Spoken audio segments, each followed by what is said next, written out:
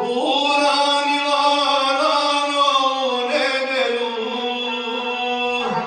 u nedelju prije jarka sunca, zasukala bijele rukave, zasukala do belih lakata, na plećima nosi hleba bela, u rukama dva kondila zlatna, u jednome hlađane vodice, u drugome rumenoga vina.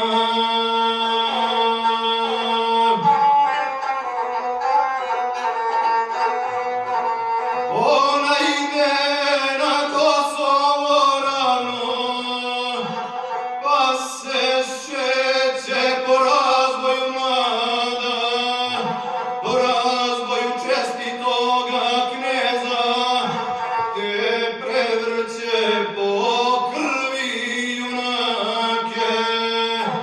Kog junaka u životu nađem, ubiva ga hlađanom vodicom, pričešćuje vinom crvenijem i zalaže hlebom bijelijem.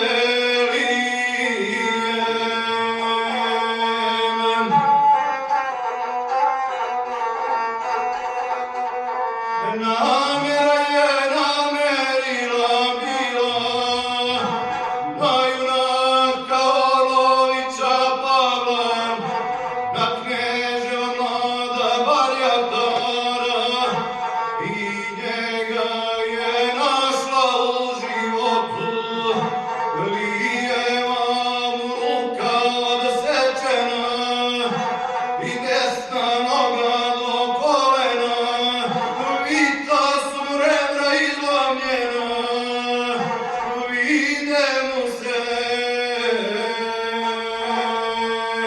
žigerice bele.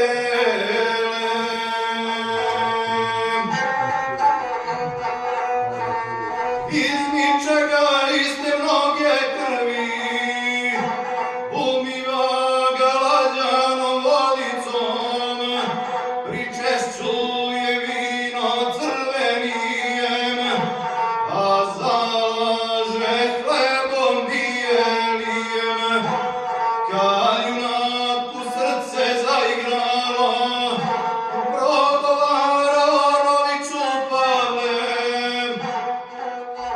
sestro mila Kosovko devojko, kakva ti je golema nevolja, te prevrćeš po krvi junake. Koga tražiš